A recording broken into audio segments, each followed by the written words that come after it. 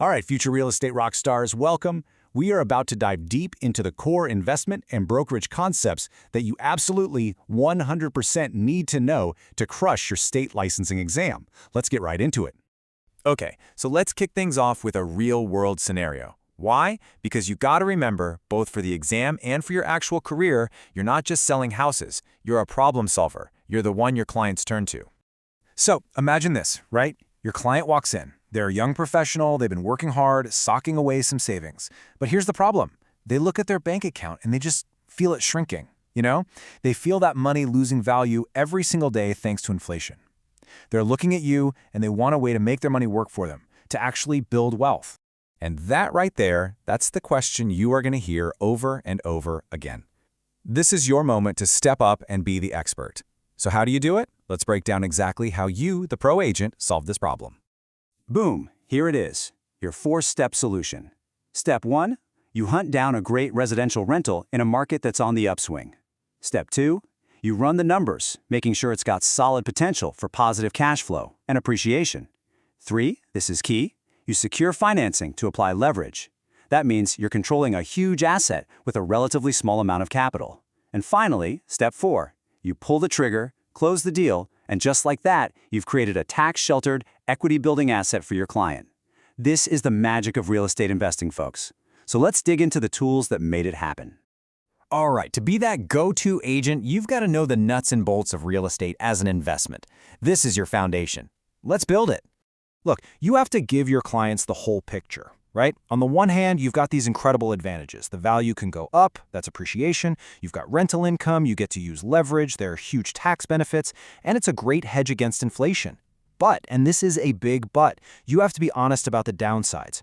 Real estate is illiquid. You can't just click a button and cash out. It can be a ton of work to manage, the market can go down, and what happens if you can't find a tenant? That's vacancy risk. It's a balancing act. Now, here's a little heads up for the exam.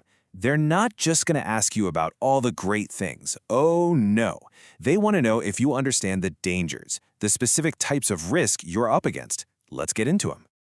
Okay, you've got to know these 6 key types of risk like the back of your hand. Seriously. First up, business risk. That's simple. What if your income doesn't cover your bills? Financial risk. That's tied to your loan. Leverage is awesome, but it also means if things go south, you could default. Then there's purchasing power risk, which is just a fancy way of saying inflation eats away at your profits. Liquidity risk, we just talked about that. You can't sell the property in a hurry for top dollar. Interest rate risk, if rates go up, your property value could go down. And finally, legislative risk. What if the government changes the tax laws? All of these are fair game on the test.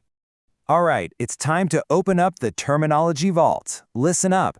Knowing these definitions is totally non-negotiable if you want to pass. This is where easy points are made or lost, so let's lock these in.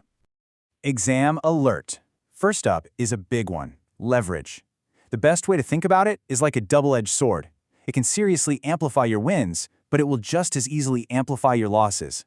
The exam absolutely loves to test this idea of magnified risk and reward, so be ready. Okay, next, exam alert. This is huge. Cash flow. Think of cash flow as the heartbeat of your investment property.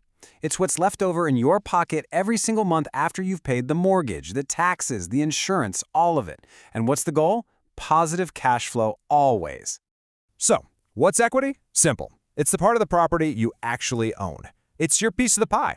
Let's say your property is worth $400,000 and you owe $300,000 to the bank. Well, you've got $100,000 in equity. That's your wealth, and it grows as you pay down the loan and the property value increases. Exam alert.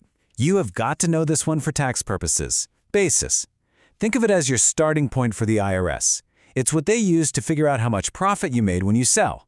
And here is the classic exam trap, so listen closely.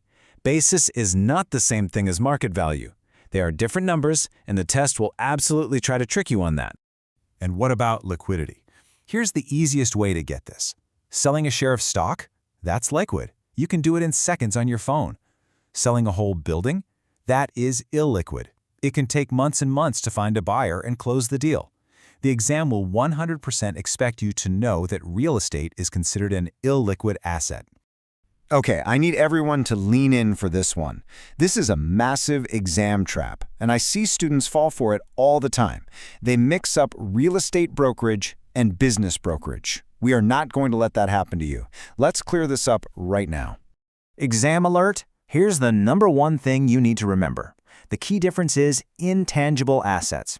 When you sell a business, you're not just selling the physical stuff, the building, the equipment. You are selling things you can't touch, like its reputation, its customer base, its brand recognition. That's what we call goodwill. So on the exam, the second you see the word goodwill, I want a bell to go off in your head that says business brokerage, not real estate brokerage. And it makes sense, right? Since you're selling the entire operation, not just a piece of property, you need a totally different skill set. We're talking about reading financial statements, valuing inventory. It's a whole other ballgame. All right, let's wrap this up with a 60-second final review. If your brain is full and you can only remember 3 things for the test, make it these 3. Ready? #1, leverage magnifies everything. Remember that double-edged sword. It makes the good times great, but it can make the bad times devastating.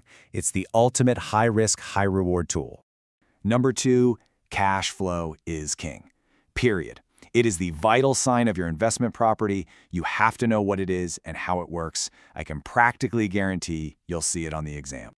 And #3, businesses have goodwill. Don't fall into that exam trap. The big differentiator between real estate and business brokerage is the sale of those intangible assets, especially a company's reputation and brand. And there you have it. You've got the knowledge. You have a solid foundation in these absolutely critical areas. Review this, master these terms, and walk into that exam and own it. You've got this. Now go make it happen.